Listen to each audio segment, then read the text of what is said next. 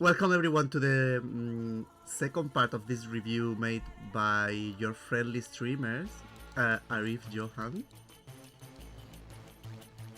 Yeah, Say something. Say something, Arif. Hello. Hello, everybody. Hello.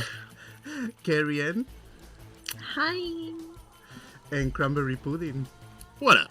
We are gonna continue where we left it, which is basically like we visited Don Corneo mansion, and then he threw. We learned that they want to drop the plate, Sector 7 plate, and they want to kill Avalanche and blame Avalanche for this. So Don Corneo threw us to the sewers. What do you think about this part? I thought it was really interesting that you could. Well, first of all, that it was cool. That they added those little mini relationship mini games, kind of like they had in the past, where you could pick up Aerith or Tifa first. There's only one right answer there. Well, yeah. Then I will disagree with Arif. There is only one right answer, and I agree with Carrion. But it was another point in the game where I was just so happy that they brought a seemingly bland boss and character and enemy to life, and like gave him like a lot of meaning.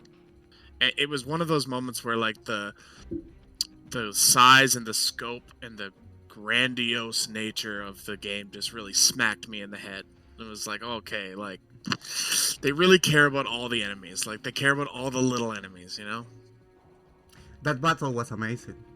Amazing. And then they use the sewer, like the environment surrounding you, to hit you, to damage you. I love that.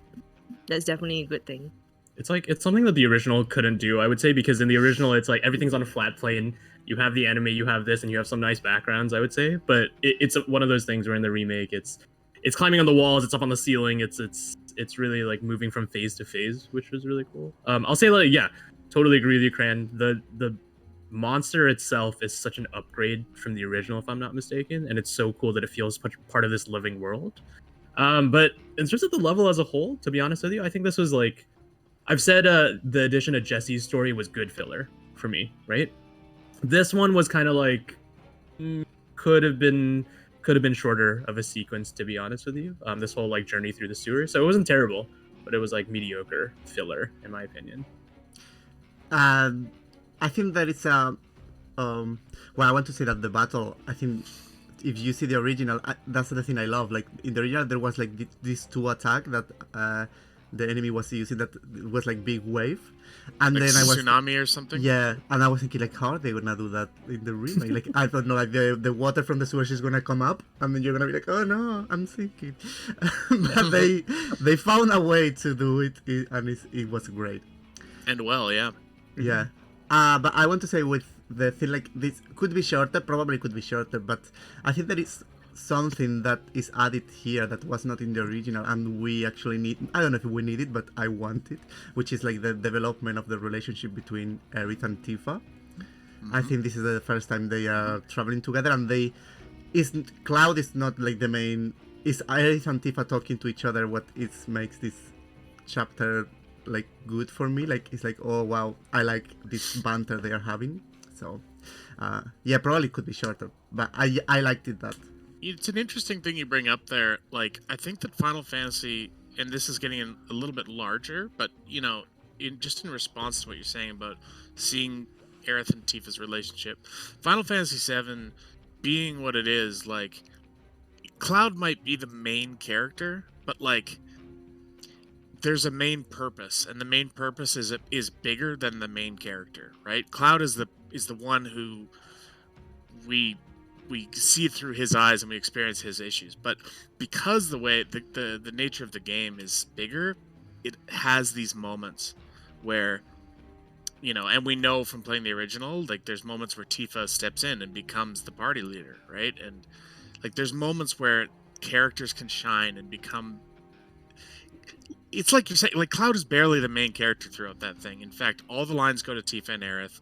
Cloud looks like a stumbling, bumbling idiot, right? Like they do it really well, and that's really cool that they clearly pay attention to that. Yeah, I totally agree. It's like I wish this part was shorter in the grand scheme of things, but you're totally nailing it there, Augustin, where it's like it feels so authentic. Like going back to, I think, watching a couple of the cutscenes as well, I think you could see that it's not one of those things where, oh, Aerith and Tifa are instantly best friends. Cool. Like that's the logic we're gonna run with, and then we're gonna use that moving forward. It's like it feels like they kind of slowly built it up in a very quick way, as ironic as that sounds. But yeah, I felt so like natural, and this is where I felt like I don't know if you guys have felt this in the past, but this is truly where I was like, oh, now when I'm doing the battle sequence, now I want to use Tifa more, and now I want to use Aerith more as well because of this relationship that's falling in my hands in terms of the story. So it's weird how that affected my use of combat, right? Because if not, I'd usually main Cloud and then kind of like use the others. But this one, I was like jumping between the three of them a lot. I don't know if you guys hit that right off the bat, or that's just me being weird. As soon as I got Tifa, I mained Tifa. Yeah, pretty much. Punch everything. Yeah, me too. I felt like using Tifa a lot. Yeah. I didn't use Aerith that much until I discovered Ray of Judgment. Oh, and all of her, what are those called? You know, like the ATB. Yeah, like increasing the magic of the other people. And... Yeah, that's how I started every hard battle. Is like, get her ATBs up, get those things down. You know, like I would use her so much, but just not necessarily in the middle of the battle. Anyway, off topic. Carrion? I echo what you guys say, but one thing I want to add on is the what do you call that? The pump when you have to operate the pump with Aerith and Tifa. I like that part. I like that part. Yeah. It reminded me of Resident Evil. Oh, I've never played Resident Evil. It has such a mechanic. It just the way, yeah, it has mechanics like that. Like it has things that like the camera looks that way. You know, obviously it's lacking the zombies and the heads exploding, but that just part reminded me of playing a Resident Evil or something. I think that's like so epitomized as well in this whole sequence. I think there's a cut scene where Aerith and Tifa run like on the other side of the bridge, if I'm not mistaken, and a bridge collapses. And I feel like the typical thing that you've seen even in this game, it's like one character probably has like an arm reach, and then it's like it's really symbolizing the connection between those two characters. This one, I think it was like literally Aerith's staff and Tifa pulling up like Cloud, and you're totally right. It's like Cloud is absolutely useless here. Like they'll be totally fine. Yeah, it's symbolism that like exactly. he can't do this without his team. Exactly, and it's like more that team aspect, right? Like the three of them, really, or the two of them. Also, he may be like a superhero, sort of interrupt. He may be like a superhero swinging his sword, but you know, he can still fall to his death, and he needs Tifa and Aerith. Yeah, it's cool. Yeah, I think there was a symbolism in like he in the, I don't remember if in the remake it happens, but in the original he falls to the sector to the church, and then Tifa is trying to reach him, but she doesn't reach him like with her hand, and in this case he's gonna fall, but then it's like Tifa plus Aerith that can reach him. So I think there is a kind of a symbolism there, like it's not one or the other but both. Nice. Yeah, nice. You nailed it. I will say, like, I guess before we move on to the next chapter, I died to the fish dudes at the end of this level so many times. Oh, me too. And I don't. First time? Me too. Yeah, I don't know why. Was it like a difficulty spike or whatever? Me too, but I me just too. died so much to the little fish dudes. I think it was a difficulty spike. Even in hard I mode, thought Karen was gonna be like, tough. I totally had a great time. No, the trick is you just have to use Blizzara on them. As soon as you use Blizzara on them once, then you wreck them. So I just didn't know that at the first. Now I know. Use one spell on them and it's over, but No, but they are annoying. Yeah, for sure. In Train Cemetery, this was like literally nothing in the original. It was like a passage. Like one screens. Yeah. They did this whole thing with the ghosts. Aerith having like these flashbacks. Yeah, like the two boss fights that are very intense too. Like I died as well. So yeah, what do we think about this extension of the original? I cried. I think that doesn't come to a surprise when every time I think I died to the boss at least twice. So I watched the thing 3 times plus the normal playthrough, so 4 times in total. I couldn't figure out how to beat the boss. I had to read up on the assess when you scan the boss, and then you can read on how to stagger them and how to defeat them. Basically, I read that and I didn't understand. And then there's like some sort of crate in the middle where you just hide behind there, right? That's what I did, and basically, even in the gameplay, Cloud was useless. It was just Aerith and Tifa being alive. Tifa somehow, I don't know, her AI works really well, that she goes behind the boss so she doesn't actually get hit. But Cloud is just, every time I revive him, he just goes down back. He just dies. So like, okay, Cloud, you just sit there. We girls are gonna do this. You're a bad tank, Cloud. You're a bad tank. Exactly. Barrett does a better job. But yeah, I cried so much in the cutscenes. It's, I don't know. It was, I think both English and Japanese, was because I played both languages, made me tear up. It was such a good scene. It. I don't think in the original they depict Aerith being alone or lonely. So this was definitely a good addition, because it comes up to she feels alone because she's the only Cetra, and then she can hear or even see things that normal people can't. So when people also just play with her and she doesn't get the response that she thought she would get, like people finding her, it tears me up. I couldn't. What about everyone else? I think for me, again, I keep going back to this concept of like good filler and bad filler, right? Because especially when you're approaching a remake, I think it's like interesting to see what they chose to develop and what they didn't choose to develop. This is one of my favorite scenes in the entire game, or sorry, my favorite sequences in the entire game, because it had such a tone to it. I loved the different verticals of levels, right? Even though technically you're just going through back behind the train station, and then beyond the train station. It felt so diverse, climbing around and moving around there. But it was also literally the tone. Like the music was creepy. I was getting a little bit like creeped out by the ghosts, even though we're fighting literal like hell houses and or demons that look like they're like scouring from hell. And it just felt so natural that you see these characters scared, when in a lot of older Final Fantasy games, especially like in the original, if they're showing emotion, it's usually through dialogue. You can't really see the little polygons react to fear. So this one, it was like an interesting, like, oh, these are real human beings again. But also the like color palette where everything was blue plus the little neon lights that the ghosts were drawing. It made me so like, this was such a small cohesive like piece, and I thought the bosses were phenomenal here. So I genuinely loved most the bits in this sequence. I really like what Carrion said about these moments that are there to help define Aerith as she also felt alone. She felt alone. Like, I think you're right about that, Carrion, but I think she also feels like I want to say trust issues, right? Like when somebody's there and like she's happy, they play with her and then they go away or something, right? Like, and like nothing will be there for her. Nothing stays for her. Her parents die. She doesn't have a home, right? I think like they're really trying to drive this point home and build her up. Again, we're talking about how Cloud is nothing without Aerith and Tifa. This just helps build up like she's found a family that's going to be there for her, right? And ultimately she sacrifices herself for this family, because this family is the one that stayed there for her, right? And I think that's part of what this scene wanted to portray is the constant letdown that she constantly has, right? And it does that really well.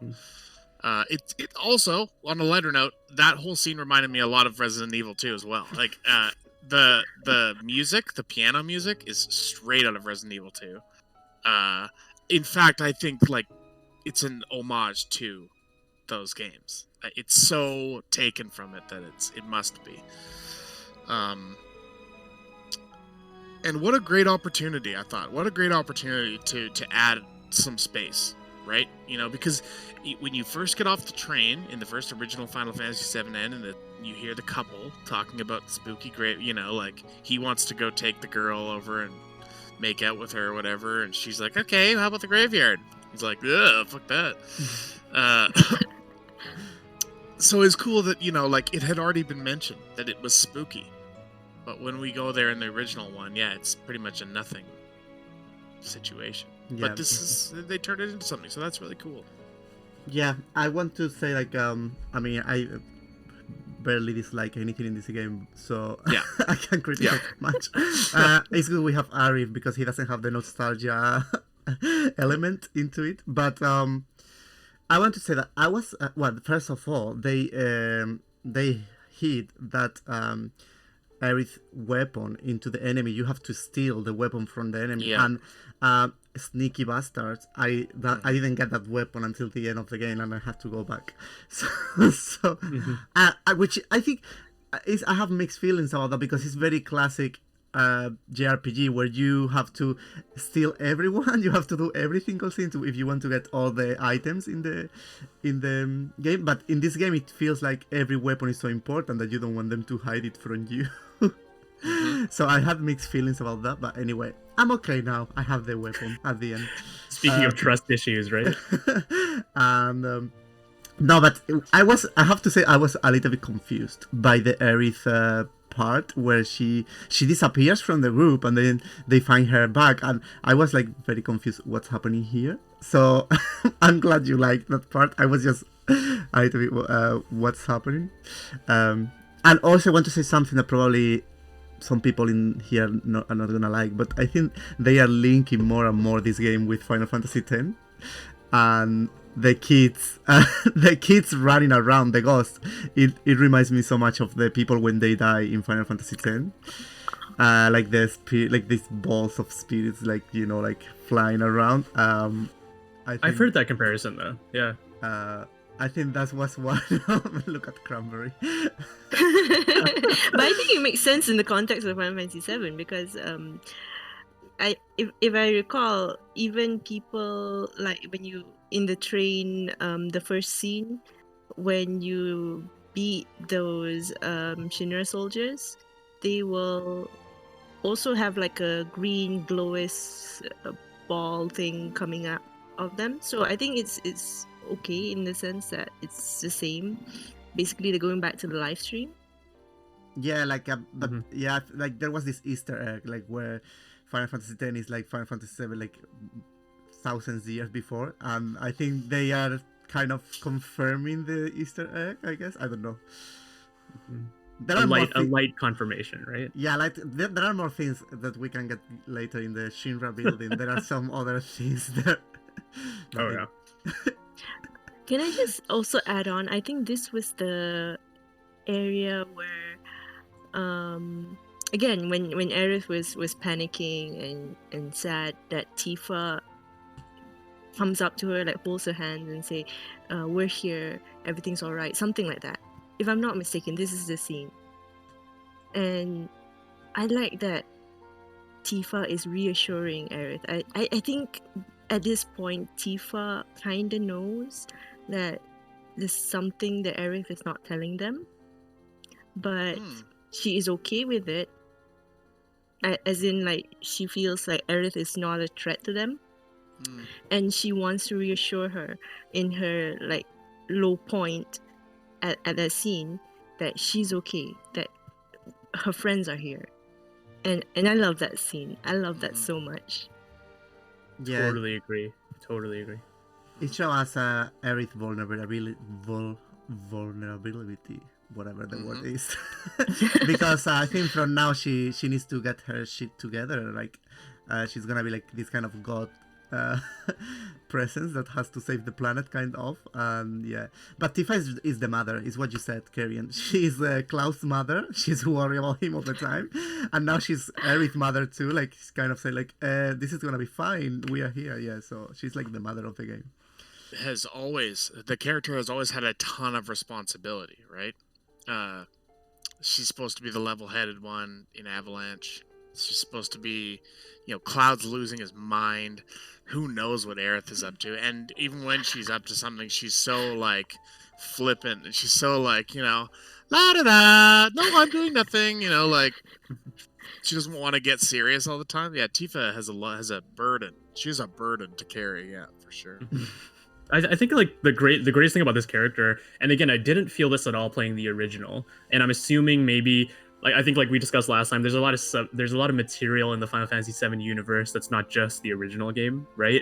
That kind of builds onto who these characters are. But in the remake itself, I think Tifa shines so well here because again, it's so subtle. Where like you said, Carrion, it's not she has this whole speech about how it's gonna be fine and it's gonna be great, and then just like come along with us. It's just like I think it's like a hand gesture, a nod, and like 2 lines, right? That says like we'll do it together or something along those lines. And they play with the subtlety of Tifa that I love because I think even early in the game where she kind of explodes about the whole avalanche like concept with Cloud, like they make those moments with Tifa so much more powerful because of how okay she is trying to make sure that everything else around her is so like built up, right, in a way that they're not fragile. So there's some beautiful story and character development in the way that they act that I felt so much in this sequence. We're gonna leave the train graveyard and we are gonna go to the Sector 7, right? Like the Turks,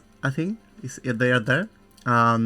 They are trying to demolish this like main pillar to make the plate fall, and then there is like the avalanche is trying to avoid that, and then our characters arrive there in the middle of the convolution. Everything is very confusing, and then we find that Big is in the pillar. He dies apparently, and then we find Jessie. She dies too, which is very emotional scene. And then we go to the top of the pillar, and then we fight the Turks, and eventually the plate falls. That's the scene there. How was that for you? That was for me, that was the first sad tears that I had. The first sad cry. Because I mean, and I didn't weep. Like when the music came on when the game started, and I was grappling with my existential, like, this is happening, I'm playing it, tears came down my eyes. But I was happy, right? It was joyous. This was the first time that I was like sad. Like I've grown attached to Jessie now. I never thought I would, but like they did it. You bastards. Yeah, they did it. And we knew it was coming. We knew it was I didn't see it coming the whole. You didn't know. So here's another thing. Like I completely forgot about these 3 characters in the original. Right. They're so insignificant to me that when I think about the original, I have to be reminded that these characters exist, right? So I didn't even know they died. So when I was experiencing this whole sequence, I was genuinely sad. I guess not surprised, right? But genuinely sad because I've formed an emotional bond through this game and through this game alone. Right. And I told you how much I love Jessie in previous like time that we spoke. So yeah, I really didn't see it, and it was very emotional. I guess for new players into this story. Carrion? No Okay, opinions. okay. I don't give a fuck Aerith wasn't about... in it, so therefore Aerith is nothing not here. matters. I don't care. Aerith left No. the group. I don't care about this. No, but one thing I just want to add is like I think Tifa wanted to ask Aerith to find Marlene and bring her to safety, and I say wanted to because she didn't say much, and Aerith somehow knew that Tifa is asking her to save Marlene. That's a 'Cause it- change. Yeah, that's a change from the original. Yeah, because if I'm not mistaken, in the original, Tifa will describe it. Go to Seventh Heaven. Go to find this girl, Yeah. Marlene. And in this one, she's like, Marlene, right? Something like that. I'm looking at the script. It says, get Marlene to safety, right? It's okay. I'll find her. Yeah, That's like, what Aerith says. they show that Aerith knows what she has to do without explanation, which is, yeah, we can go into that later, I think, but they are showing that Aerith knows more than she should at this point of the game, in these little things. And I think also it shows that Tifa is aware, or at least like confused. Why does she know this? More so than someone like Cloud. He's oblivious to everything. Cloud is just like, whatever. Well, I mean, to be fair, you know, he has those headaches. Yeah, Yeah. he's got his own issues that are pretty heavy. Yeah. Is Cloud the new Titus here? Oh God, no, not even close. No, Cloud is good, but he has a lot of Yeah. issues. Yeah. Yeah. This is. Oh my God. But anyways, when I saw Wedge falling, I was like, oh no, I cannot. Like the first time, right? I can't do this. I can't see Wedge falling off from like a high place, and it sort of reminds me of the original. And then when you come up to him and talk to him and it seems like he's okay, I was like, oh, is this where they're gonna start diverging? Because I did have like small spoilers before I played this, but it's more so towards the whispers rather than other events happening in the game. And then when going up, finding Biggs, and Biggs was so dramatic. It was so good. It was emotional, and I thought, okay, he's done for, right? Biggs, I'm okay with it because I know what happens to him. Then we get to Jessie. Although I do not have that affection for her, as you guys would. I liked that scene. It showed her emotions that she wanted to still have pizza, I think, with Cloud. Yep. And the fact that they added that she wanted to be a dancer, I think, in the gold saucer. And I'm not sure if it was mentioned there, but sort of like made her three-dimensional, made her more appealing, and to see her go definitely makes me sad. It definitely makes me sad. It sucks, but she's the link for us to be upset, to really hate Shinra. We've given lots of context, right? We've been given lots of context, but we're still kind of grappling with the idea, you know, like Tifa's mad, like they, you know, yes, they're fighting Shinra, who's bleeding the planet dry, but they are killing a lot of people. Like, there's a conflict in our head, right? And at this point, it's like, all right, that's enough. You killed somebody I love, you know, like, and I think that's what the purpose building her up like that is. And she's flirty, you know. It's hard not to sort of like wonder, like, oh, is Cloud and Jessie gonna get it on? Like, are we gonna get to see that steamy action? Like, on top of that, it's also this aspect of it's like a classic film technique where if you hear the goals, the hopes and dreams of a character, and you know that there's some like negative foreshadowing going, they're never going to accomplish those, right? So again, like I think they did a great job here because, like I said, we know about her dreams to like be a dancer or an actor at the Golden Saucer, but like it's inevitable that she won't be able to achieve that, and it makes it even more sad. yeah. So yeah, again, it's like it's this whole thing about how these characters are so fleshed out in this small sequence where literally the point of the game is going from the lower level to the upper level, and like so much happens in this little spire going up, and like again, when it comes back to like game design and like elements of that, it's like this is not the most impressive element of that, right? Like the very samey, you're just looping up, but it carried so much emotional weight. So this one, I definitely felt that one. But I wanted also to say the ghosts, the whispers are here very present in this part of the game. And I think you can see, sorry to interject, but I also think you can see if you're looking from Reno and Root's point of view, you don't see the whispers.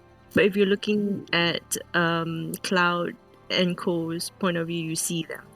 Yeah, I think the whispers only people who touched Aerith or something like that, they can see them, or someone who got in contact with Aerith, kind of.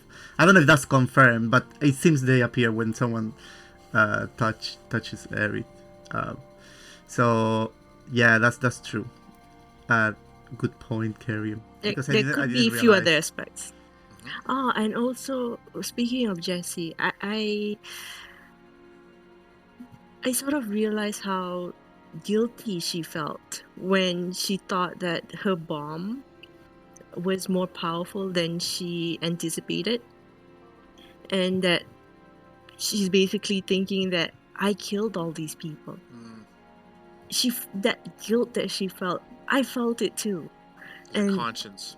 right, and that's why it made her, when she passed, even worse. She feels bad that she killed these people, and then she can't even sort of like avenge them or do something right to get her conscience, what's the word, like to make her feel better, right? To clear her conscience, yeah. Yes, thank you.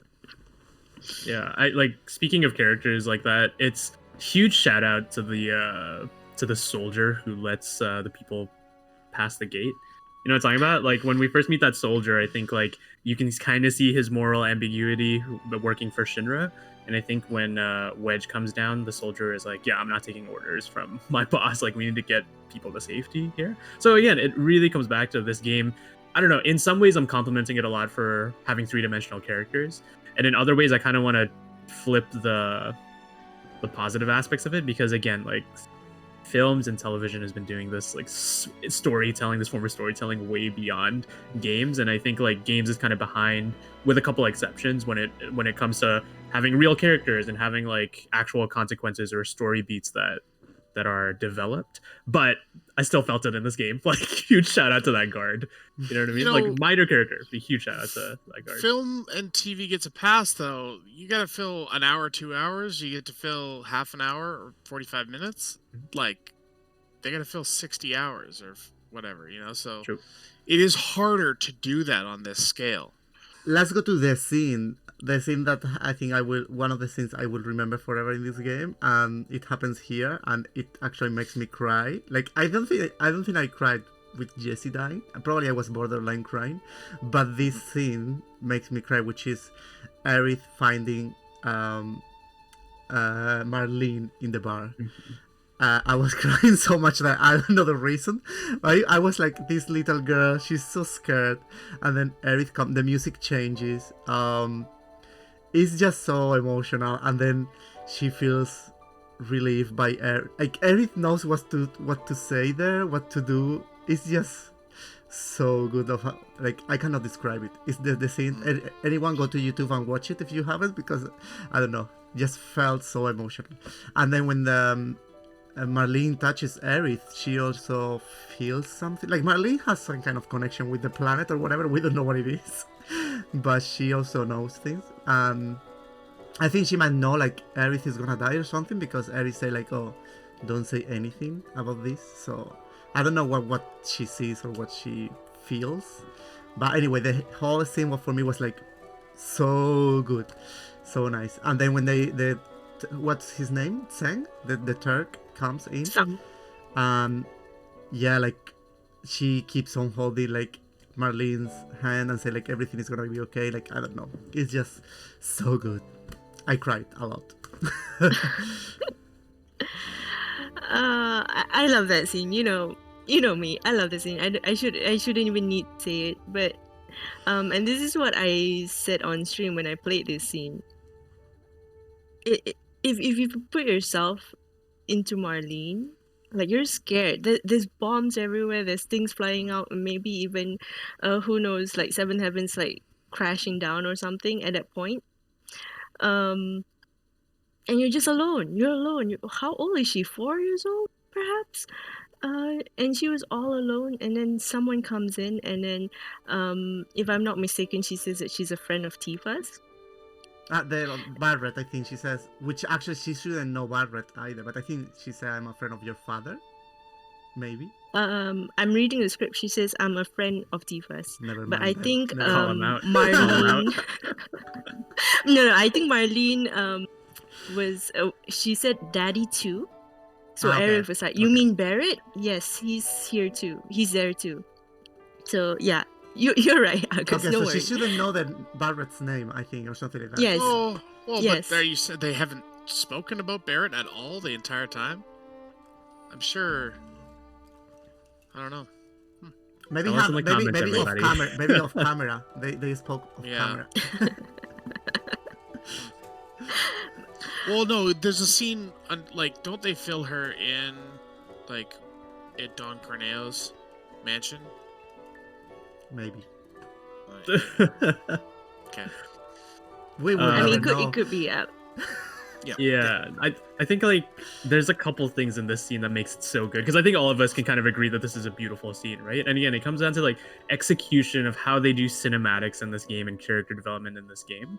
The one thing that well, two things. One softer thing is Aerith is like her character model is so rugged, and I think like this is one of the moments where I was like, wow, they really flipping paid attention to the detail of these character models because I think you're getting a lot of close-ups on Aerith's like again her bangles and her like dress and all that kind of stuff, and it looks so good. But also the mud that's like on her dress, it's just so like this is like quality video game development right there. But yeah, I don't know if you guys want to talk about it. I have no idea what that weird vision or Marlene had a Cloud-esque moment, right, where Yeah. she was kind of like had that shift. I didn't get that, and I'm kind of excited that I didn't get that, and I'm so interested. But the thing I'll say about it to like further Aerith's character is that Aerith has always been kind of like Mother Earth, right, in terms of this figure where she knows all beings living in this world, and she is that figure for all beings to make people calm and open and connected. And I think this is like it's epitomized in so many scenes with the ghosts, with other like aspects, but even people like Marlene. So it's kind of this. It reminded me of Aerith's destiny, right, or what Aerith is in this scene, and it's like using Marlene as like a catalyst for that, or as a tool for that. It's like beautiful for me. Okay, so the Turks get their work done and the plate falls. I don't know if you want to say anything about the battle. The battle with the Turks was quite hard too and fun for me. It was hard. It was hard. And I died. and then we escape through this kind of very. I was thinking, how are they gonna do this in the remake? Because there is this kind of cable in the original. You just. I was hoping so bad that like Cloud would like get his leg over top of Barrett's neck, you know, like I wanted them to be like just like they were in the original. Yeah. So they escape this doom. Something. This is something I wish was like the original. Is one of the things I miss. I mean, they had much more time to explore this part. I guess when the plate falls, you zoom out, and then you go into Shinra headquarters, and then you see Shinra's president listening to classic music. So you go from the doom of Sector 7 to the president of Shinra don't give enough fuck. Just enjoying the show, actually, like watching like with classic.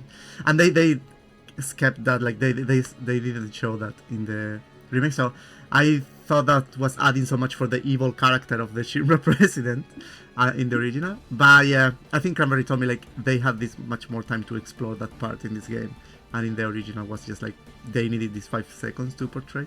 Still, I wish I had seen it. I wanted to see this like kind of evil. Sorry to interrupt, but like I think there's a new trend in storytelling where like, and I think it's a good trend, where they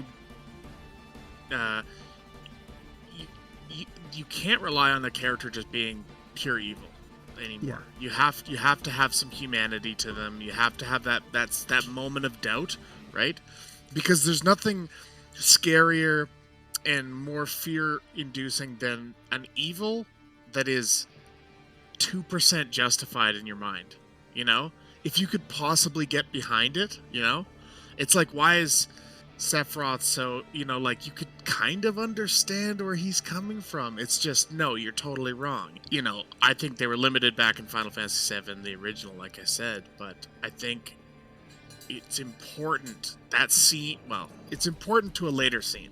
We survive. Barrett thinks Marlene is dead. Well, he thinks everyone is dead, including Marlene, I guess. Yeah. So they go to Marlene's, to Aerith's house, and then they find Marlene there. Well, I mean, Barrett enters the house like, Marlene! Where's Marlene?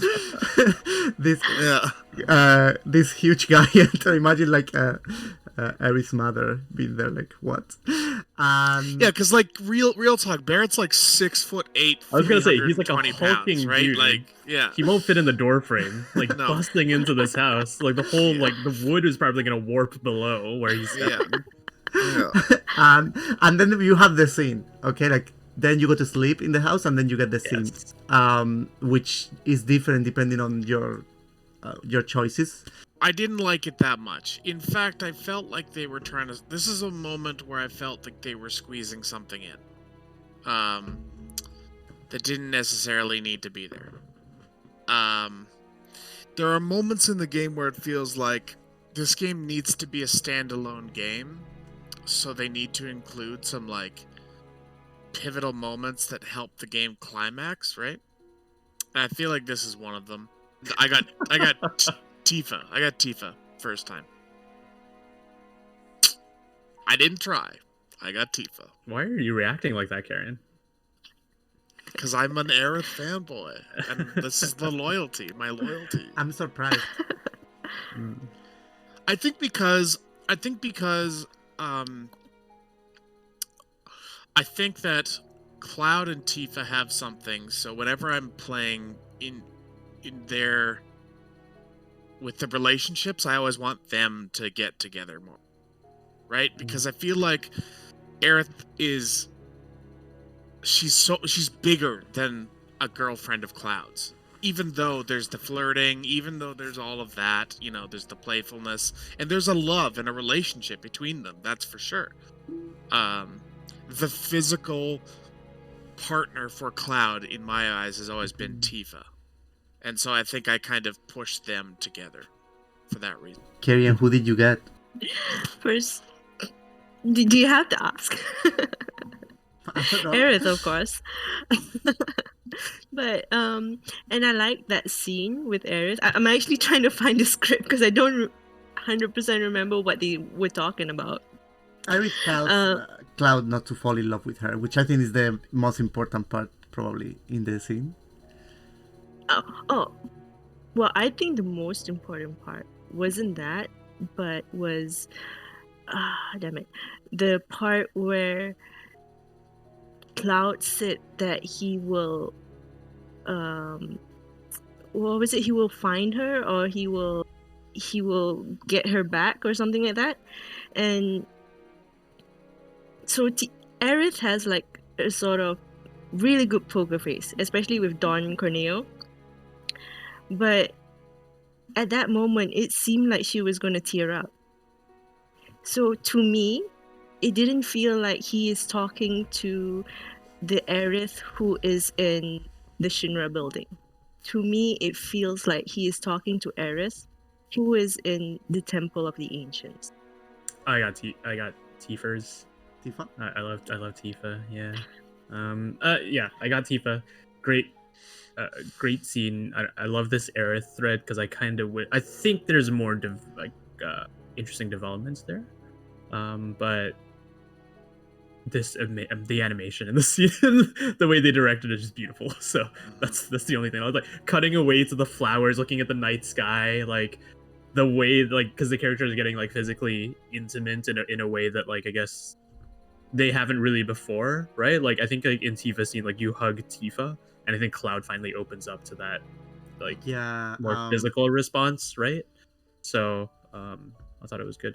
Why did anybody get Barrett? How do you get Barrett? I got Barrett because I purposely Oh, went did back. you? Yeah, I was gonna say you got Barrett. Oh, because you went because back. Because you went back. You were on yeah. a mission to get Barrett. Yeah. Yeah. And because I know he's the real love interest of Cloud. Yeah. This is a great like play on the whole date scene in the Golden Saucer, right? So, again, interesting. But Yeah, that's what interesting. bothers me about it, because to me, that's, I don't know. I struggle to say that, like, I don't want to be all it's not the original, but you know, it just felt like I don't know whether they needed to do that. That's the feeling I got when I was playing it. I thought, you're The doing scene- this The to scene make you a mean? game. Yeah, the whole scene. Yeah, I felt like this is kind of, I don't know the right expression for it that isn't a crude, vulgar expression, but it's kind of Unnecessary? like, yeah, maybe, or like doing it, blowing your load too quick. That's the expression I know. Like it's putting it all out there too quickly, right? Yeah. It's I did pay $60 for this game or something like that. So like, yeah, but I there want better be stuff in it. I want a $500 experience Yeah. that lasts for like 500 hours. So you know, Yeah. But yeah, I got you though. I got you. Yeah. I mean, if anyone cares, I got Aerith. By the way. Who did you get, August? Hold up. What happens with Barrett? Because I don't know. I haven't Yeah, we are gonna replayed it go yet. through what happened with everyone now. So I got Aerith, and I think the game wants you to get Aerith because I didn't do any. I did all the side quests, all the good things for everyone, and then I think if you are good to everyone, you get Aerith. So I think that's the game choice. Aerith knows something, obviously, when she's there. Like, she doesn't want Cloud to go to the headquarters, and it looks like Aerith is confused at that point too. I don't know. It came across like that. And also when she said, like, don't fall in love with me to Cloud, I think that's like 100% she knows that Cloud is gonna be fucked up his whole life. Because Cloud never recovers from Aerith's loss. If we take Advent Children as like reality, Cloud is still fucked up at that point because of Aerith's loss. So I think she doesn't want him to fall in love with her. So she knows at that point it's gonna be bad for Cloud to happen. That's Aerith, and then Tifa for me is the best scene because it's so emotional, and then it's like, oh my god, like poor Tifa, like she has to take care of everyone, and now she needs to, she's breaking down there, like she's tearing up. So Barrett, I don't really remember. He talks about Avalanche. Yeah, he talks about how guilty he is about Avalanche, like, you know, people dying, and if it's worth it, all this like trouble or not. Like, yeah. So side note, apparently the most common date is Tifa. ooh, bam. I think. Well, there is a lot of Tifa fans out there. I think the easiest date to get is Tifa. Really? Because it's like completionist is Aerith, right? I don't know how you get Barrett. Well, apparently the easiest way to get Barrett is by not doing anything. Yeah, exactly. Yeah, you don't do any side quests. Yeah, I think that's it, right? You don't do any side quest, and you don't help anyone. Like, yeah. Yeah, don't tell Agus, but it's actually a punishment for not doing it. It's not the real romance, but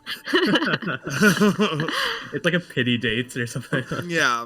I have to ask you, what's happened after, like, after the house, they go to the Sector 7 to the laboratory, the underground laboratory, or they go to the sewers? After they go to Aerith's place, they go back to talk to Don Corneo. You find Leslie and you go back into the sewers.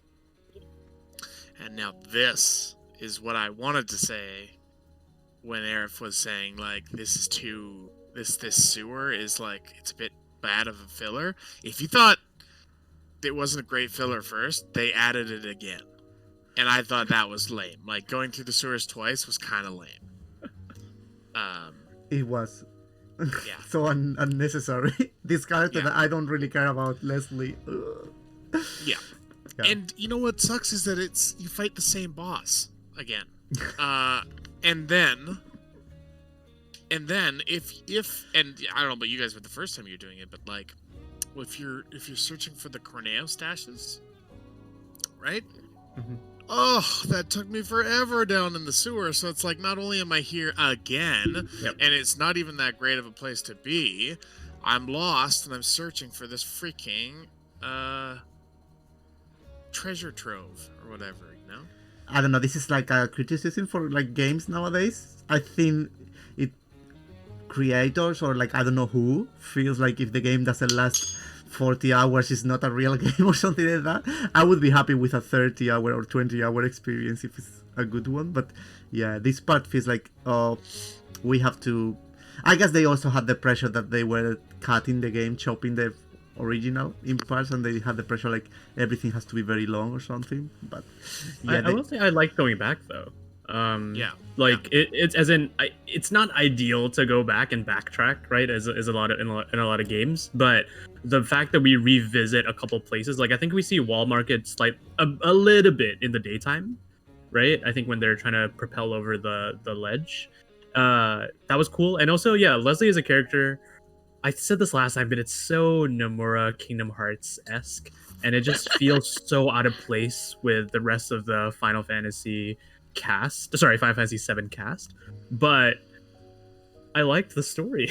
Again, like putting these little character moments for a bunch of side characters is fascinating to me in this remake because it adds a different type of weight to this game than games past. So I liked it. I don't complain too much on that end. Can I also add that Leslie was from the compilation of Final Fantasy VII? So giving backstory to Leslie with his fiance, I like that. And I hope that we can see more of Leslie in the future. Yeah, I wish maybe it was like side quest. And if they had to do something like that, I wish they would have explored Madame M or Andrea or Choco Bill. You know, I think those characters personally were they were already explored pretty well, but I don't know. All three of those characters to me are more interesting than Leslie and could have used the Wall Market. Like you could have done something else with Wall Market instead of the sewers. I don't know. That's my suggestion.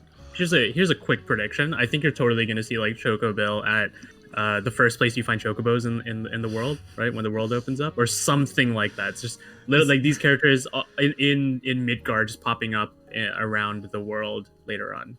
I hope that we see like Andrea like Santani and Costa del Sol.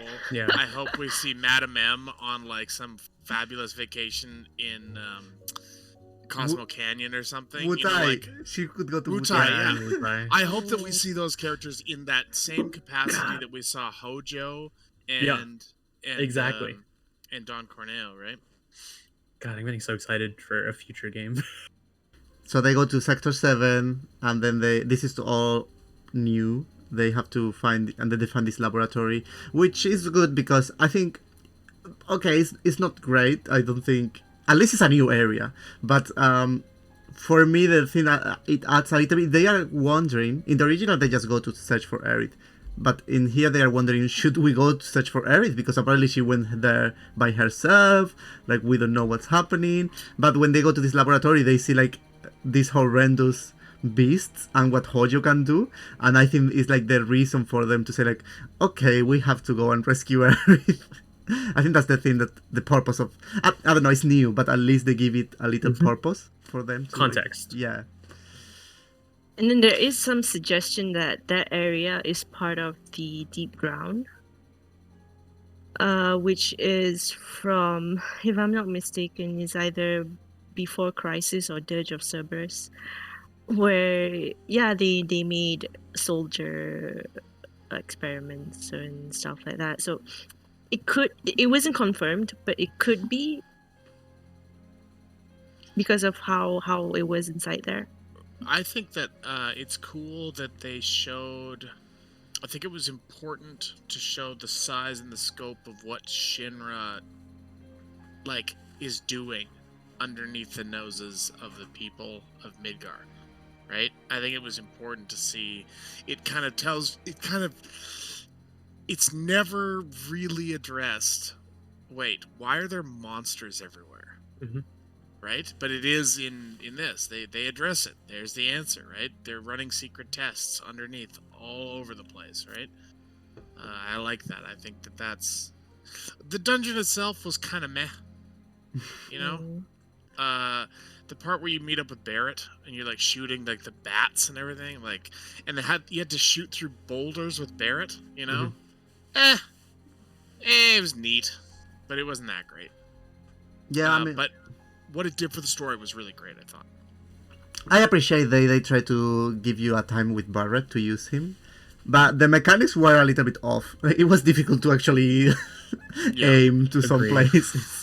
Yeah, I'm you not saying can't there was so many even aim. boxes too that I was just trying to like see if I could get items from all these boxes. So I was just like constantly shooting the walls, and I was like, "There's no point to this. There's actually nothing here. I'm not gonna find some like great summon materia or whatever." So I guess you're right. The linearity of this was not the best thing, but the context and the meaning behind this section was amazing to me. But I guess I'm more excited to talk about the upcoming section. But yeah, in terms of like the soldier, the creations of potential soldiers, all cool context to me. Yeah. Like interesting how Cloud reacts to the lab. Okay, so we are gonna move to after Don Corneo, I guess. Like, we have to climb the. This was a section I was very interested to see how they did this, because in the original it's all like very like you are climbing, but it's 2D. Like the background is 2D, so you are just like jumping from like very random places to others. Yeah. And then you make it to it makes it seem like the difference between the slams, like the altitude difference between the slam and the plate is very small, because you just can kind of climb there. So it's the section where we climb. Yeah. It's basically fighting. There is no much happening. Well, you have the nice views of Midgar, which I liked it. The orange, the sunset kind of like vibes. Yeah, and then you have the boss in this section. Is actually the boss that you are supposed to fight in the elevator later on, but they added here, which I think is good, because in the elevator was probably impossible to do in the remake. Yeah. So, what do you think about this this section, climbing up? I'm afraid of heights. This is not a great section for me. I thought it was fine. It was good. It was cool. It was interesting. Very linear as well, but fine. I miss the batteries. Yeah, me too. Yeah, batteries. No idea what you guys are talking about, but cool. There's a lot of things that I found myself missing, like the batteries, like the stupid game that where you have to jump and grab onto the thing. Yeah, which is like another thing. I think I said it last time we talked. I hated that. About like there was something that I tried to do the first time. I can't remember what it was. Every time I play a game. The button, like at the same time, pressing the button. Oh yes, exactly. And this is another thing that I try and do on the first try and never get. And it annoys me, but like it's every time I play Final Fantasy VII the original again, and like okay, I'm gonna do it. I'm gonna do it this time. So I was anticipating it. That was a little bit upsetting, but what they replaced it with, I thought was more than suitable. It's fine. I'm fine with them taking that liberty. I knew they were gonna take liberties. I knew they had to take liberties, right? They have to update the game. So overall, I give them an A for what they did there. Not an A plus, because I missed the batteries. Yeah, small details matter. They do. It's good. It was a good. Yep. It was a good scene. It was a good chapter. It was a good fight. I liked it. But your nostalgia has to come into, like, it has to factor in, because it's a remake, right? It's not like, Or is it? Well, it's not a redo. It's a remake. So I think nostalgia has to factor into it a little bit. I don't remember this scene in the original, to be honest with you. That's why I'm so like fine about it. I thought it was just like very fine, like AAA blockbuster, moving from one place to another at a different like physical plane. And it was like well put graphically and gameplay wise. It was pretty standard. So, but I really don't remember this in the. I miss the music. That's the first time you hear that song in the Final Fantasy VII, and it's very hopeful, like a marching song. Ba-dum-bum, ba-dum-bum, ba-da-da. And you're going up the thing, and you're marching to battle, and they didn't really redo that song, and that kind of. I'm sorry. Yeah. I'm sorry for your loss there. We make it to the top to Shinra building. In the original, you have the option when you arrive to enter through the main door or go through the stairs, I think. Here, that is delayed for later. You enter through the garage. Then you enter in the main building, and then you have to do this Tifa section, which was really... it was for me a little bit lame, because it was not complicated at all. Like, there was no... It was very linear. They could have done something else, to be honest. And I guess they just want to show you how fit Tifa is. Like... Mad fit. I mean, you have a scene with Barrett, so you have a scene with with Tifa. Yeah, I guess so. And then you get the option of, thank God they kept the option of going through the elevator or going through the stairs. So I want to know, well, if you have any comments on this section, you can say, but I want to know what you chose. I picked the stairs because I had to. I wanted to see what the dialogue was going to be. I know that, Tifa calls Barrett a word that you're not allowed to say anymore in video games in the original. So I was looking to see how they were going to, navigate that. And I thought they did it perfectly. It's a moment where we all get to just laugh and relax. Yes, Tifa is the fittest one of them all. And Barrett is, more muscle than he is cardio. He could step on the bike a few times, maybe. But it was really funny, and I really enjoyed that. And I really enjoyed the humor in it, and watching Barrett's soul kind of dissipate as you're on the 40th floor. Well, actually, it's hard. It's long. See, they kept all the floors, and you are not allowed to run. So, nope. I mean, you're allowed to run the first floors, but Yeah. yeah. And then it's actually difficult for Cloud to keep up with Barrett. Barrett, for me, I was trying to block him. No, don't take over me. Yeah. I don't want to be the last one. I took the stairs first time too. So, what about Arif? Carrie, did you take? Stairs, and I got a headache, I'm not gonna lie, because at least in the I feel like in the original your camera is standard, right? So it doesn't move. This one I kept flipping around and around, and I was like, I need to get done with this scene because I'm getting a flipping headache. But that's what I love. It's so, again, I think we talk about the wacky and zaniness of the original Final Fantasy games and how they emulate that to a modern context. This is one of those ones where it's oh, it was cool that they added it because it's so wacky when it compares to modern AAA blockbuster video games. So I loved it. I love, again, seeing characters that are flawed. They can't climb up these stairs. It's so funny to me, and I loved it. The lift wasn't even an option for me. I just wanted to know, okay, is this the stairs or is this the stairs? This doesn't look like the stairs, but is it the stairs? It could be the stairs, but it doesn't look like the stairs. That's me. So I went the stairs, and I love that scene. But I also did a little bit got peeved that you couldn't at least run a little bit with Cloud towards the end. You had to just walk, and you can see that he's tired. Dude, have some stamina. Just run one floor, and then we can walk again or something like that. Don't you regenerate stamina? It's amazing. I want to say that the elevator was actually really good too. There is a conversation in the elevator that is one of my favorite conversations in the whole game because it resonates with my beliefs in the world. So, there is basically if you go to the elevator, then you get to fight sometimes, but then there are also Shinra workers coming into the elevator, and they are it's an awkward moment because they are oh, we don't want to kill these people. We are not supposed to be here. So, but then they talk about these people. I think Tifa is very concerned about wow, we kill many of these people who are innocent. Like they just work in Shira and they have families because they were talking by the phone with their families.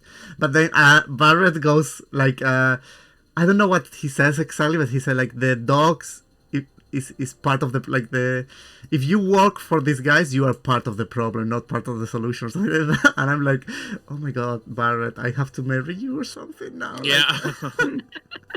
Like it's not like I'm gonna form a eco-terrorist group, everyone, just for you to know. But, disclaimer, but I relate so much with Barrett in that elevator, being frustrated about the world and about Shinra. So I think they were very brave leaving that kind of content there. Like I don't know, like it's a very problematic game when you think about like eco-terrorism. Well, you know, I mean, like you look at what the game originally tried to say about, you know, destroying the planet for the sake of, like, to put it lightly, destroying the planet for the sake of energy, right? It's bigger than that, right? But like just the commentary it had on that, and then now they're remaking it in a time where it's like, yeah, we should have listened to Final Fantasy VII in 1997. You know, like, I mean, not that they were the only ones saying it. There was a lot of people saying it, but it's like now more than ever, right? Yeah. Basically, in the original, now this is very different. I think the whole Shinra building is very different from the original. I miss many. I don't think I can remember everything, but I mean maybe like Karian who played can remember everything, but help me here. But the things I miss is the treadmill, the bicycle, like the gym. There was a gym in the original that you could actually interact with. There was no gym in the remake. I miss that. Basically, you have to make it through every floor to make it to the top, to the Hojo's lab. That's the thing I miss, the gym, basically. But I love they did this kind of museum, interactive museum, where you get to go around Shinra, and the Neo Midgar, I think it is, the Neo Midgar scene. That was what, like, did the Neo Midgar even appear in the original game? I don't know, like, it was like a concept or something. They did this whole sequence, probably the most beautiful looking sequence in the whole game. Blew my mind. Yeah. That they didn't need to do. Like, I don't know, like, that was just like, okay, you can take the gym away, I guess. If you're gonna give me this, you can take the gym away. This is a highlight for this game. So I'll also preface this by saying I love museums.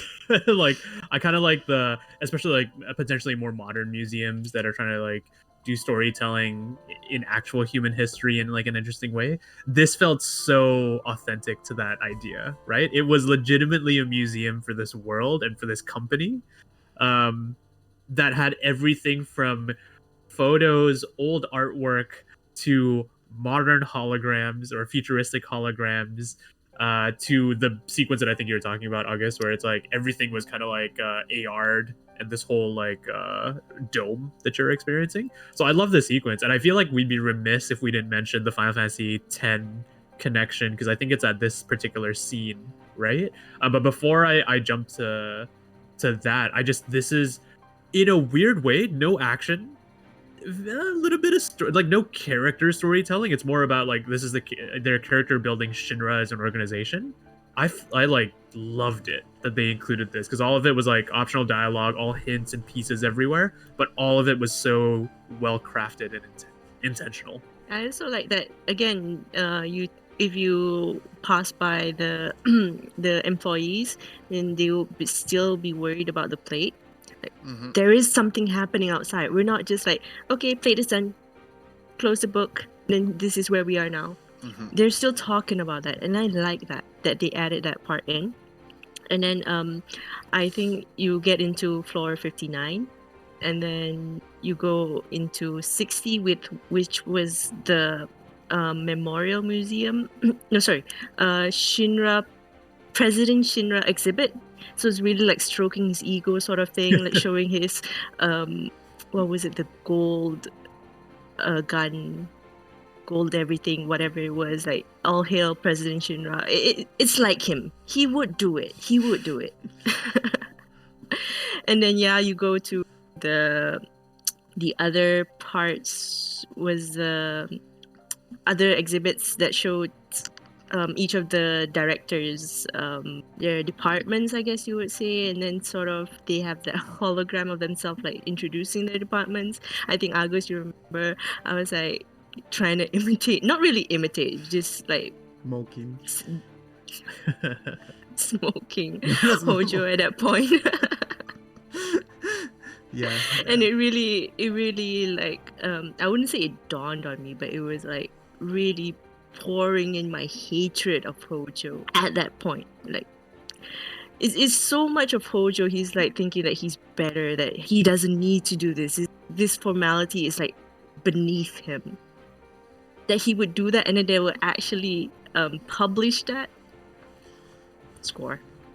I loved that was to me. I don't know why, but I just loved Palmer. I loved being introduced to Palmer because Palmer is just to me, right? He's the comic relief of Shinra, right? Like even in the original game, and I was just like, how are they gonna do Palmer? Perfect. This short, little, bald man who's bitter about everything, and looks like the kind of guy who'd be like, oh, tea for me, please, extra lard, like he does in the original. Like that was to me was so right. Palmer was so perfect. Going into the male's toilet, and Tifa feels awkward, and I feel like, girl, like you are like just bombing, like like what? You are like just infiltrating in this huge company. Now you are worried to go into the male's toilet. You're past that at this point. Yeah, exactly. But I just kind of loved that. Like it was for her like kind of a big deal to go in there. Mayor's the best. Oh, Mayor's the best. Mayor's the best. That's funny. Wait, what? That was in the original. It was just he was in the original too, right? Like in one small section. Yeah. He was in that one floor, and then you were guess the supposed to password. guess the password, and I think it's random as well. It's not just the best, right? Yeah. So yeah, the major is actually a figure, like the major of Midgar. I think it's also a representation of reality Dominos. nowadays. Like you have these politicians, but then the companies are the real people controlling the business in the city. So I think it's also like they try to do a reminiscence of reality here. Like you maybe are voting for someone, you have your major or your president, but who is controlling everything is Google or Microsoft or whatever. Talking about that, I want to another disclaimer. People, the trope about scientists being either evil or crazy. There are more scientists in the world, okay? Like I would say like 99% of scientists actually help humanity. Says the scientist. Yeah. I'm biased. The mayor's name is Domino, right? You know this, Carrion. And his assistant's name is Hotto, right? And it's supposed to be a play on like pizza, like Domino's Pizza and Pizza Hut, because the Midgar, like at the start, Barrett calls it a frickin' pizza. That's funny. I didn't know whether you guys knew that or not, but I thought that was really cool. I didn't know, but it's cool, yeah. Yeah, Domino's Pizza, Pizza Hut, yeah. That's funny.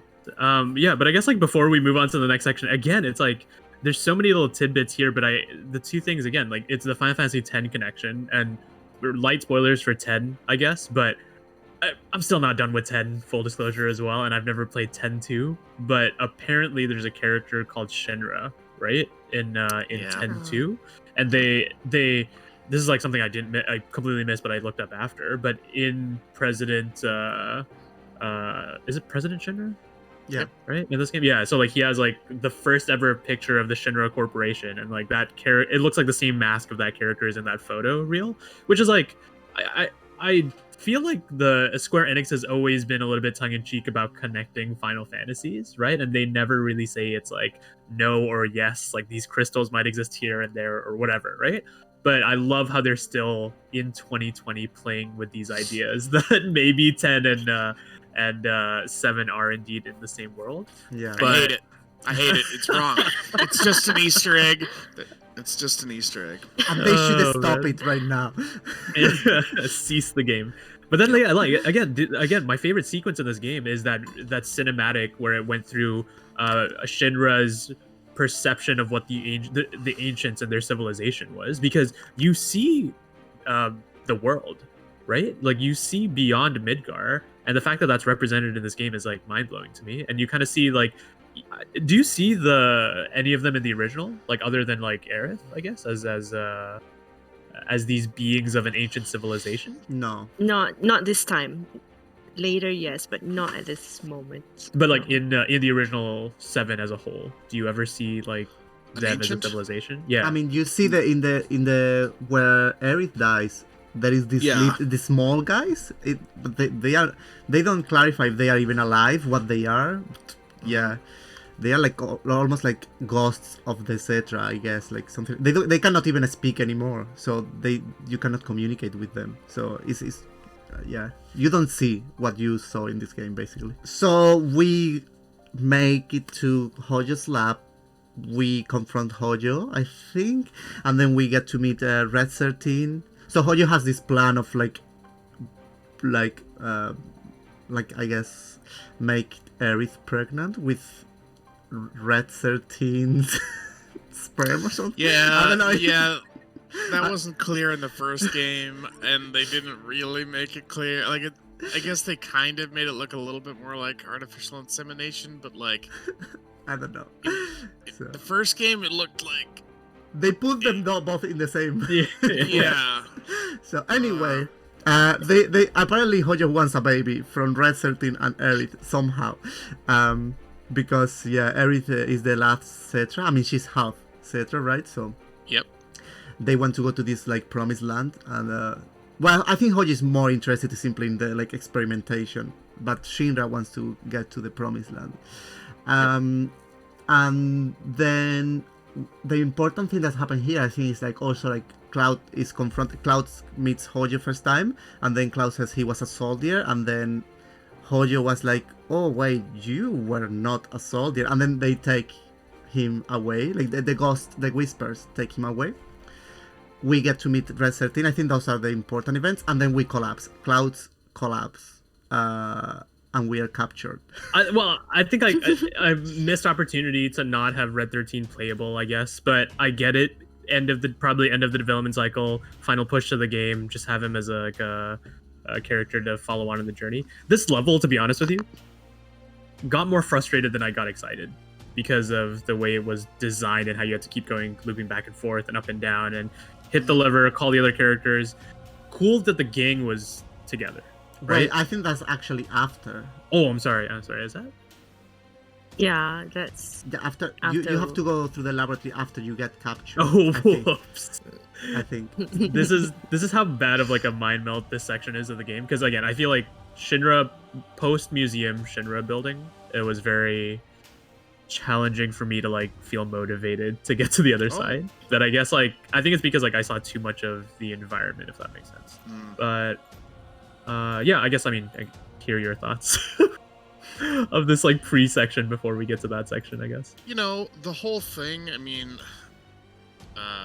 my mod in my channel, Kai, always brings up how disappointed he was that we didn't get to see, this is jumping forward just a little bit, like, the capture scene is different, right?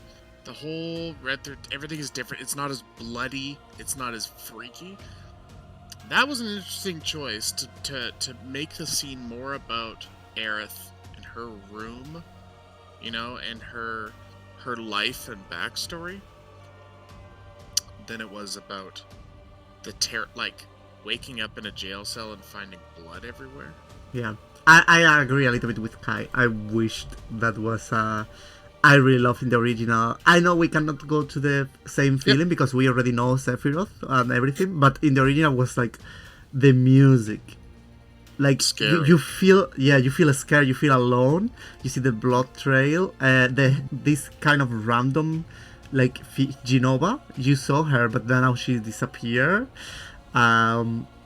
It's all like amazing. It's a masterpiece, the original. So obviously it's amazing.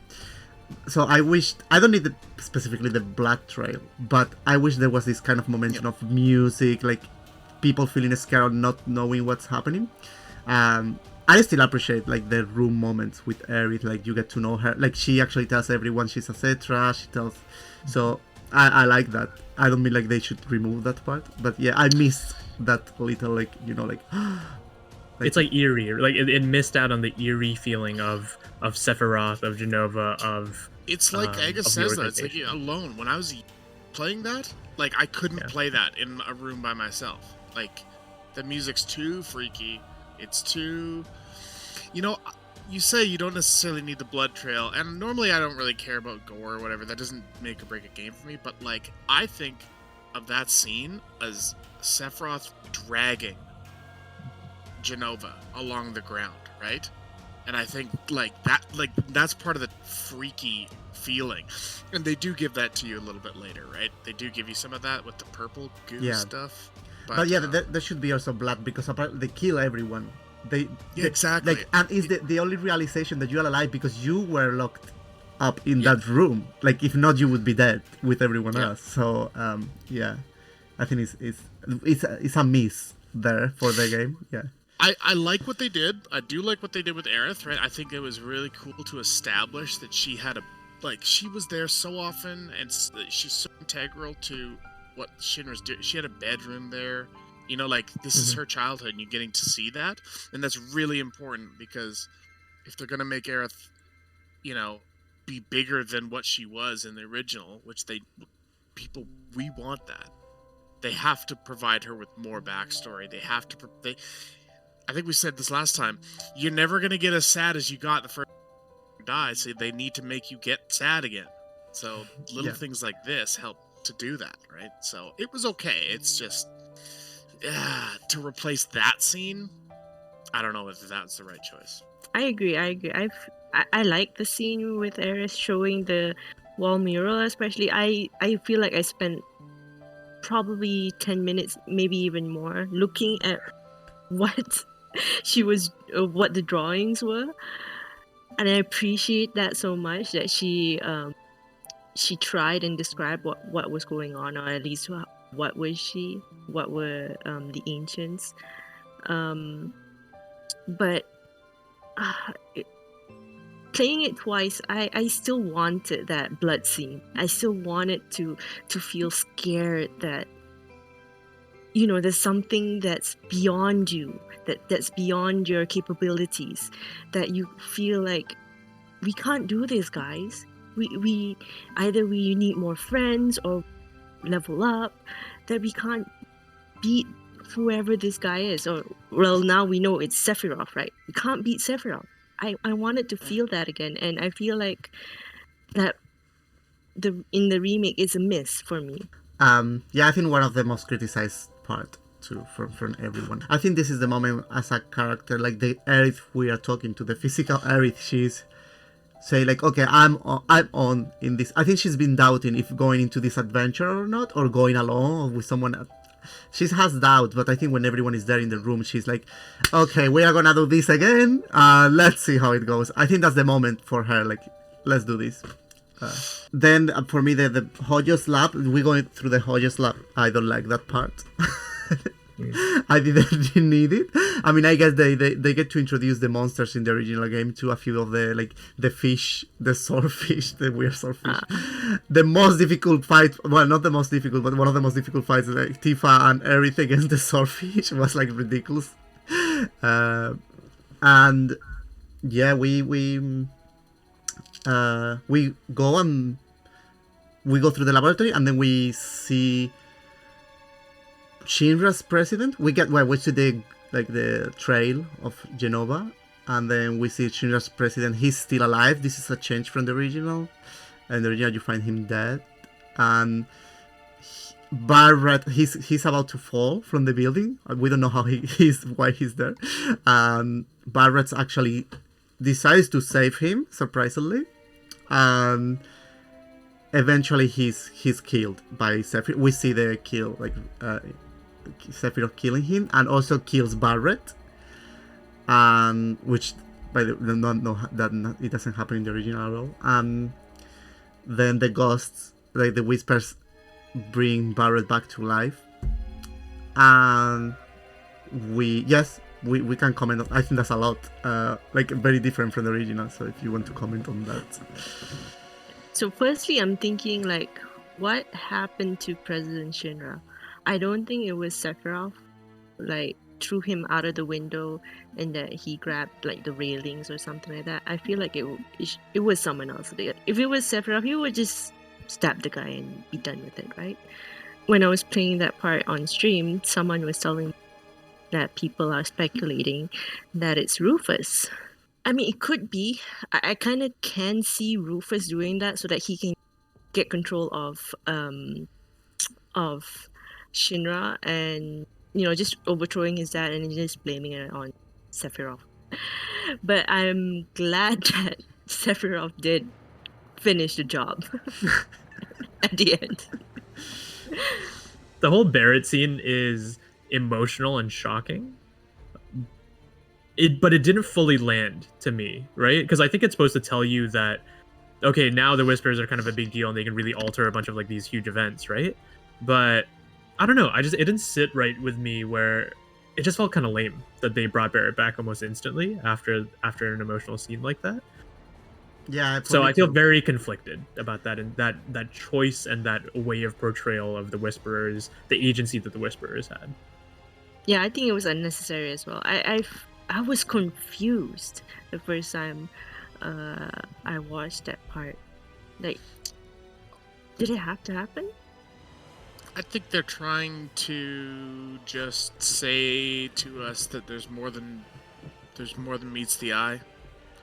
Not, like, I think it's meant to be just to throw some spice on the whole Whisper thing. Like, we're gonna be taking some liberties here, and we're gonna take it back whenever we want to take it back. Like we're gonna throw you for a ride. Yeah. I think that's what they were trying to say, and for me, it hit. I still talk about it to this day. Like, why did he live through that stab? But like, anyway, He lived because the Whispers saved him, I guess. Yeah, and what are the So Whispers? So that kind of shows their powers, right? That they can bring back people, perhaps, or at Change. least save people when they're at the brink. Yeah. Change fate. Yeah. We fight what's her, Genova? Well, one part of Genova. Dreamweaver. Genova Dreamweaver. Which didn't happen in the original. I love that fight. You have to use the music. Yeah, the music is like any music related to Genova or Sephiroth is just like so good. Yeah. And the fight is also very nice because you have to use every character. Like it's very well done in my opinion, and it's hard. Then after the fight, you Fight.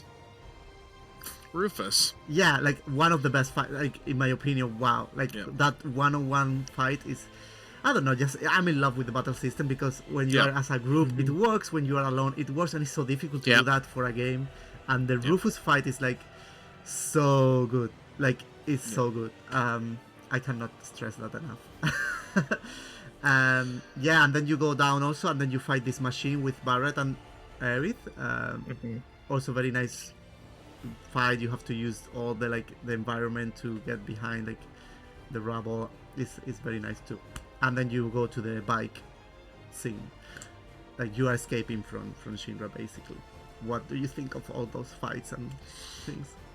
Yeah, the Rufus fight's epic, and it's frustrating. It's frustrating when you first do it because it's like, how do I do this? And there's this stupid dog, right?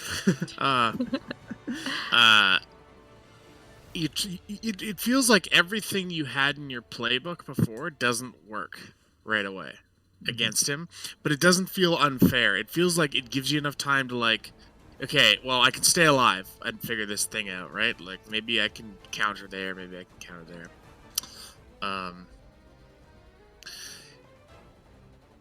the whole thing of when you first go out to the helicopter pad and there's the guy up top and he like falls down. And it's one of the weird number guys. I don't know what they're trying to say with that. I don't know what. I think they are just showing something that they didn't show until the end of the original. Like the Sephiroth that you see throughout the game is not Sephiroth, is these Right. guys. I think they are just Okay. showing because I guess they don't care anymore because we are supposed to know. I guess, yeah. I liked this whole, whilst we're talking about the boss fight, right? It's this great thing in Final Fantasy, and I think Square games, maybe JRPGs in general, where you could fight 100 feet tall demons from hell, right, as a boss battle, and you could overcome that. Or you could fight somebody who's just your standard 6 foot, like probably does a lot of cardio, plays a little bit of basketball, like has a pet dog, and both of them could be very formidable threats.